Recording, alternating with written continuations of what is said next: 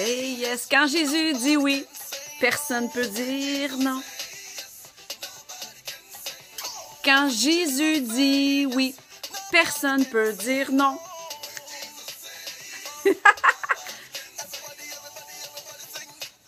Jesus! Salut tout le monde! J'aime vraiment cette chanson. C'est un grand homme de Dieu, l'artiste Sam Soff. J'aime vraiment, vraiment cette chanson parce qu'il dit « Quand Jésus dit oui, personne d'autre peut dire non. » Pas l'ennemi de nos âmes, le diable, pas notre famille, pas nos amis, pas personne, pas les circonstances. Personne ne peut dire non au plan que Dieu a pour nous. Donc, Jésus, Ministère international, l'apôtre Catherine Huard, je veux vraiment vous communiquer dans ce deuxième 10 minutes pour Jésus, les plans de Dieu. Et j'ai l'écriture dans Jérémie 29, 11 que je vais vous lire dans un instant. C'est vraiment, vraiment important de saisir que Dieu a un plan pour toi. Dieu a un plan pour ta vie, puis c'est un plan de bonheur. C'est vraiment une bonne nouvelle. Puis plus je lis l'Ancien Testament, plus j'apprends à comprendre c'est qui mon Créateur, c'est qui mon Père. Puis bien entendu, si tu veux connaître le plan de Dieu pour ta vie, tu peux ouvrir la parole. Quand tu ouvres la Bible, tu apprends à connaître Dieu, tu apprends à te connaître toi-même. C'est la meilleure prophétie que tu peux avoir, en réalité. La meilleure prophétie que tu peux avoir. Tu auras beau aller à tous les prophètes, le meilleur prophète de la planète, il va te donner la parole de Dieu. Fait que quand on veut savoir ses plans, on ouvre la parole. Alors, je vais prier, puis je vais vous lire dans Jérémie 29, 11. Merci Seigneur pour ton plan. Merci Seigneur que quand je priais ce matin, tu m'as confirmé encore que j'étais dans ta volonté de partager ta parole à travers les médias sociaux, à travers le 10 minutes pour Jésus. Merci Saint-Esprit de bénir ton peuple aujourd'hui. Merci que tu vas m'aider à communiquer le message spécifique à la francophonie, à ceux qui parlent français. Merci Seigneur de m'avoir donné la première langue qui est le français. Merci Saint-Esprit de m'aider à communiquer aussi ton message en anglais. Merci pour ton plan parfait pour nos vies. Amen, amen, amen. Donc, Jérémie 29, 11. Vraiment un verset puissant que j'ai lu et relu depuis plusieurs années. Mais à chaque fois, je demande au Seigneur de toujours aller plus profond. Parce que, je vais être honnête, là, plus je connais la parole, plus je connais Dieu, on dirait, moi, je connais rien. Parce qu'étant donné qu'il renouvelle mon intelligence, c'est comme toutes les choses anciennes sont passées, toutes choses sont devenues nouvelles. Fait que des fois, quand il me donne des révélations, des nouvelles prises de conscience, j'ai besoin d'oublier ce que je connaissais avant. J'ai besoin d'oublier de la façon que je pensais.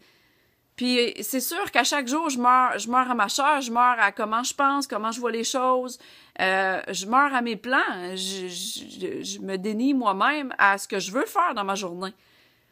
Parce que sincèrement, quand on est dans le plan de Dieu et qu'on entend de lui, et des fois, il nous demande de faire des choses que ça nous tente pas toujours. Ça nous tente pas toujours. Donc, c'est vraiment, vraiment important de savoir ça.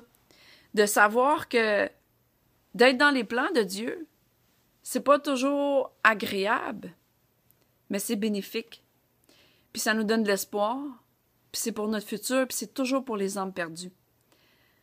Moi, c'est quelque chose que j'ai appris dans la dernière année, que mes objectifs doivent toujours être alignés pour sauver les âmes, pour bénir quelqu'un, pour donner de l'amour à quelqu'un. Fait que je vais lire... j'ai tellement de choses que je voudrais dire, là. Je vais lire Jérémie 29, 11. « Pour toi, je connais les plans que j'ai formés, dit le Seigneur. Ils sont des plans de bonheur et non de malheur, pour te donner un futur et de l'espoir. » Je traduis ma version de Living Bible. Donc, des plans de bonheur et non de malheur, c'est-à-dire c'est des plans que tu es dans la lumière et non dans les ténèbres. Puis quand tu es dans la lumière, ben tu as une joie. Puis comment être dans la lumière? Ben, il faut se nourrir de la parole. Puis il faut demander au Seigneur de nous donner cette joie-là qui nous appartient. La joie, c'est une place. Je suis rendue dans un point dans ma vie spirituellement, dans les révélations que j'ai sur la joie, c'est que la joie est une place où je vis. C'est comme un endroit. Fait que je laisse pas personne me voler ma joie. Puis ma paix. Si je sens que ma joie puis ma paix slip, je vérifie tout de suite, j'examine. J'examine l'atmosphère, je regarde c'est où que je l'ai laissé ma paix. Parce qu'elle m'appartient. Est-ce que tu sais que tu peux sauver un âme seulement avec ton sourire? Tu peux sauver l'âme de quelqu'un seulement avec ta joie? Hier, dans le temps de jeûne et prière, il y a eu une chanson, puis en gros, la chanson, ça disait ça, que quand on est heureux, quand on a cette joie-là qui nous habite, c'est vraiment, ça bénit le peuple. Puis tu peux sauver quelqu'un. Parce que ta joie, ce que tu as dans tes yeux, des fois, tu n'as même pas besoin d'ouvrir la bouche. La personne, elle va dire « Ah, quelque chose de spécial, elle. » Puis là, oh, elle va entendre parler ou elle va finir par savoir que tu es en Jésus-Christ, que tu suis Jésus. Puis ça va peut-être lui donner le goût juste d'ouvrir la parole ou juste de demander à Jésus de venir habiter son cœur. Parce que c'est bien simple. Pour avoir la joie, la paix là, que j'ai en ce moment, c'est très simple. Tu invites Jésus à habiter dans ton cœur. Tu dis « Je crois que tu es mort pour moi, pour tout ce que j'ai fait. Je crois en ton pardon, puis je crois que tu es ressuscité. Viens m'habiter. » C'est bien simple. Puis ça va de soi. Après ça, c'est plan. Puis d'écrire les visions que Dieu nous a données, de les écrire, toutes les promesses, les visions, c'est écrit dans sa parole qui sont un oui et un amen. Donc, tout ce que Dieu t'a promis. Tout ce que Dieu t'a promis.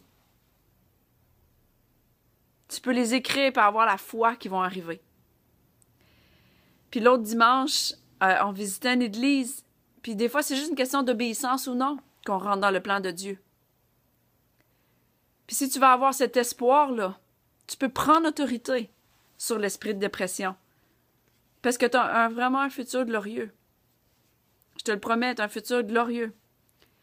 Puis c'est seulement les plans de Dieu qui vont finir par passer. Parce que quand je lis l'Ancien Testament, puis même le Nouveau, Dieu utilise les non-croyants, les croyants, ceux qui sont chrétiens, pas chrétiens. Peut-être qu'en ce moment, tu suis même pas Jésus, tu crois même pas en Dieu, mais tu dis quoi? Dieu t'utilise pareil. Dieu te donne des visions. Et puis, en accord avec son plan, il imbrique tout ensemble pour les hommes, pour son royaume.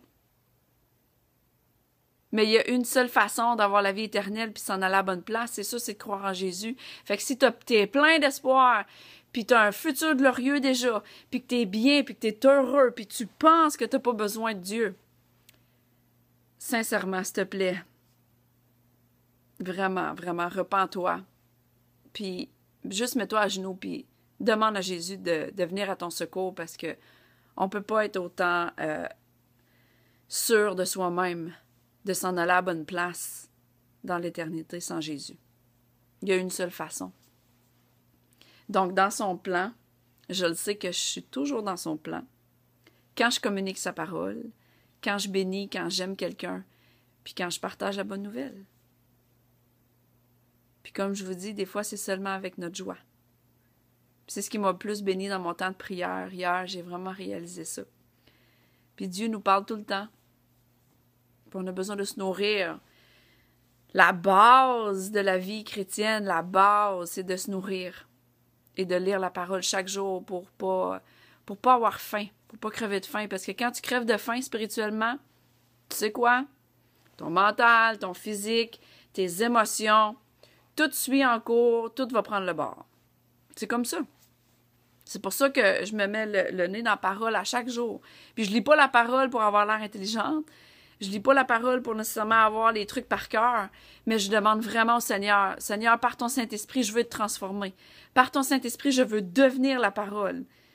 Parce que c'est écrit dans Jean 1:1, Jésus, il était la parole. Il était la parole lui-même.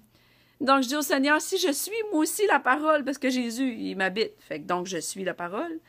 Si Jésus m'habite, le Saint-Esprit, puis Dieu lui-même, ben je veux te transformer. Tout est là, j'ai juste besoin de le manifester. Puis je demande au Saint-Esprit de me donner des révélations, parce que sans révélation, je veux pas comprendre la parole avec mon esprit, parce que je veux rentrer dans son plan parfait.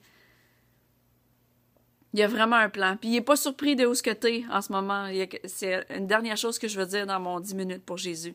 Il n'est pas surpris de où ce que t'es en ce moment.